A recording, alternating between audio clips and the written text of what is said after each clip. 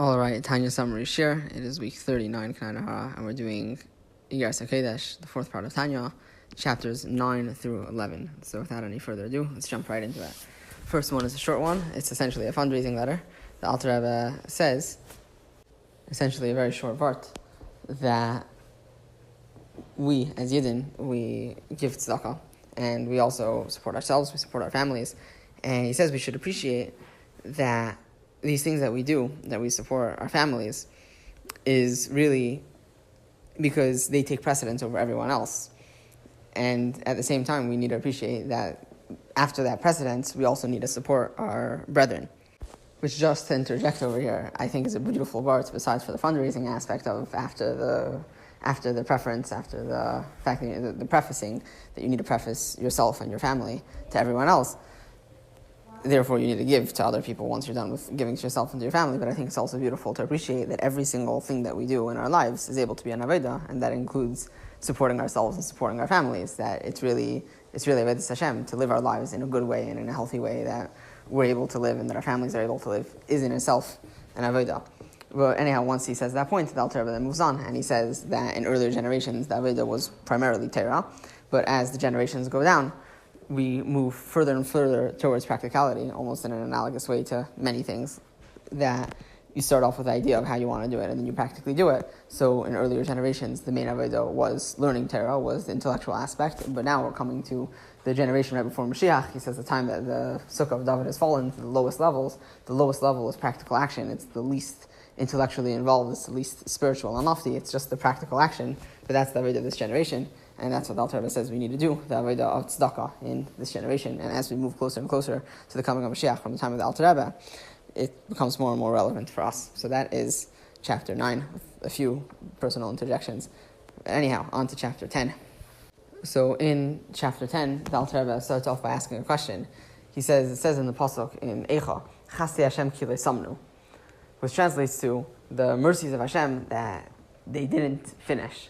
And then the pasuk is Ki lechol rachamav, that his mercies aren't ended. So the Alter Rebbe asks, we say every day in davening, in the paragraph of Moedim, Hatov ki lechol rachamacha v'amrachim ki lesamul chasadecha, which is essentially a riff on that pasuk, just playing it in a slightly different way, more poetically, more fitting to the context. So the Alter Rebbe says over there we say ki lesamul chasadecha. We don't say ki lesamnu chasadecha, ki lesamul chasadecha. So the Alter Rebbe asks, what's that extra nun doing in there? Seemingly, we could have said Chasdei Hashem ki lo samu. So the Alter Rebbe goes on to explain that there's two different kinds of chesed, two different kinds of kindness, two different kinds of distributions of vitality and of sustenance, in a sense. That Hashem supplies the world and He sustains the world. And in a certain way, everything in the world is very limited, because if we would only be able to appreciate godliness, or we'd be able to appreciate godliness, we would cease to exist. It's just too much for us to handle. So most things in the world exist in an extremely limited fashion. And the Alter Rebbe says this comes even to mitzvahs, that most mitzvahs, if not all, have some kind of actual limitation. Tefillin has a limitation. They have spatial metrics that they need to have. Same thing with tzitzis. He says even karbanos, that you bring a sheep, for example, but the sheep has a certain age requirement. Everything has some kind of limitation, some kind of parameter in doing mitzvahs. And the Alter Rebbe explains that this is because for Hashem to interact with the world, there needs to be a midah of gvura, there needs to be a midah of stringency, a midah of restriction and refinement that enables that godliness can pass into the world in a way that it's not going to blow up the world. But then the Alter Rebbe says that the mitzvah of tzedakah, it is possible that if a person needs to give tzedakah to an unlimited measure to atone for averis in a way of tshuva, when a person does this giving of tzedakah in this way, it's actually able to be without any limitation. This concept of giving tzedakah for atonement is not as simple as it may sound, and was discussed very much at length in the whole third part of Tanya, essentially discussing this point.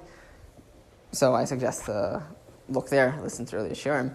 But in short, the point is that it's not exactly the tshuva itself. The tshuva is a slightly different thing, but it helps with the tshuva, it goes along with the tshuva. But long and complicated thing, not going to start summarizing 12 chapters in one breath over here. But the point is that a person is able to give tzedakah along with their tshuva in a completely unlimited way. And this mirrors, in a sense, this greater kind of kindness of Hashem, the kindness that comes in an unlimited fashion. the true essence of Hashem's kindness, if you will, is what we're able to do when we give tzedakah for the sake of tshuva. The Alter Rebbe says there is a known notion that tzedakah can't exceed 1/5 of a person's wealth, 1/5 of a person's fortune. But the Alter Rebbe says this is referring to a person that doesn't have anything that they need to do tshuva for. Just a regular person, they exist within this realm of limitation. But a person that needs to do tshuva, in a sense, they've gone down, but now they're able to go up to a level that they weren't able to reach before, of giving in the way that Hashem gives. The Alter Rebbe says, this explains the pasuk that says, Chaste Hashem ki lesamnu, which literally means the mercy of Hashem, or the kindness of Hashem, because we weren't killed off. They haven't finished our annihilation. But the Alter Rebbe translates it in a different way. He says, Chaste Hashem ki lesamnu, the kindness of Hashem, because we're not complete, from the lashon of tamim. It still means complete. In the other translation, it just means that we haven't been completely annihilated. But over here, the Alter Rebbe says, Chaste Hashem ki lesamnu, we're able to reach the level of kindness of Hashem, the unlimited kindness of Hashem, ki lesamnu, when we're at a place where we're not complete. It's dafka in the lack of completion that we're able to properly mirror Hashem in the way that we're able to give kindness in the way that Hashem gives kindness. So, a beautiful verse in chapter 10, and now onwards to chapter 11. Another very beautiful verse, a very beautiful Tanya this week, I guess. Not to say that it's necessarily more beautiful than the other, but just we're able to appreciate it more, which is almost in direct contrast to what it says in chapter 11. But anyhow, moving on to chapter 11. So the Alter Rebbe starts off by giving an interesting explanation of a line that it says in Mishnah. It says, Al karach chai, that against your will, you're alive. So in the typical reading of the Mishnah, you would say, perhaps, that it's coming to tell a person, and a little bit of a trigger warning for suicide over here. But it's essentially a Mishnah that's telling a person that you shouldn't convince yourself that the grave is a place to run. And it says, because against your will you're born, and against your will you live, and against your will you die, and against your will you give judgment before Hashem. But the Alter Rebbe interprets the line, against your will you live, in, I think, a very interesting way. He says that life is referring to all of the good things that we enjoy in life. And the Alter Rebbe says that a person shouldn't be chasing after these things, because the good things will come when they come. And if a person has the mindset, I need to be chasing after all of the good things in the world, then they're having the wrong mindset. And this is what the Alter Rebbe is going to set out to explain in chapter 11. The Alter Rebbe says the good things will come as they come, and it's not with your investment per se. It just happens. So the Alter Rebbe explains what he's getting at. It sounds a little bit confusing for now, but hopefully it'll make sense. So the Alter Rebbe says that really everything in the world comes from Hashem. Hashem is constantly creating the world, something from nothing, every single moment. And when a person thinks about this point, that literally every moment Hashem is creating the world from new, it's not really possible to think that something bad is being created at this moment. It's not like Hashem created something good and then the good thing turned into bad. And you can say, oh, well, Hashem really made it good and we screwed it up. No, every single moment is created completely by Hashem. So the Alter Rebbe says, okay, that's a nice explanation, nice chassidiship shop, but practically speaking, we see that bad things happen. So the Alter Rebbe says it's a mistake to say that bad things happen. Nothing bad actually comes from Hashem. What it is that our perception is not able to properly perceive the goodness that is within the bad. What we perceive as bad, at least. We're not able to pick it up. We're not able to realize it.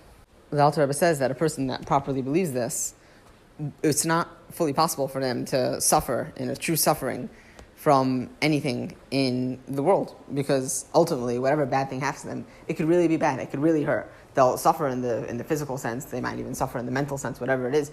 But ultimately, in their cognition, they'll recognize and they'll appreciate that this bad is really good. So it's going to have that dose of good that they'll be able to appreciate no matter what. And the Alter Rebbe says this is why the Chachamim distance the midah of sadness very much. Because the midah of sadness is essentially giving into the idea that there's something bad coming from Hashem. But when we think about the way that Hashem creates the world constantly and how He's always investing Himself in the world, and He wouldn't make anything bad. He doesn't make anything bad. And it's really just a lack of our being able to appreciate it. In the nature of who we are, true. But still, really, ultimately, everything is good and we just can't appreciate it yet. When a person appreciates this, it's not possible for them to have sadness. So sadness is not a midah that really vibes with Judaism, if you will. Ultimately, says the Alter Rebbe, a lot of these negative things are really tests to show, so that we can show our closeness to Hashem, and that we don't doubt Him, and that we believe ultimately that everything will end up being good, whether or not we pass the test. But ultimately, this is something that we can gain out of it, something tangible that we can at least tell ourselves this is one thing that we can at least gain out of every negative experience, is an opportunity to be closer to Hashem. And in a sense, by having this emunah, we're actually not only able to sit around and wait and believe that there's some kind of good and that it's hidden, but in a sense we could take whatever darkness it is and transform it ourselves with this emunah and be able to appreciate that it's really just an opportunity to be closer to Hashem, and in that way, on our own in a sense, make it good. So that's the summary of the chapter. It's a very, very powerful chapter. To share a mildly personal anecdote, it happens to be that on the Shabbos there's something that was bothering me very much, but after I learned this parak of Tanya, it literally brought a smile to my face. When you think about it, it really just, even if it doesn't necessarily feel that way, even if the bad is really bad and the suffering is really suffering, but ultimately, everything is from Hashem. And when we appreciate that, it makes things that much better, that much lighter. So yeah, that is a summary of this week's Tanya. Hashem, looking forward to next week. We'll be discussing more concepts related to tzedakah and other interesting ideas, and looking forward to that. Hashem.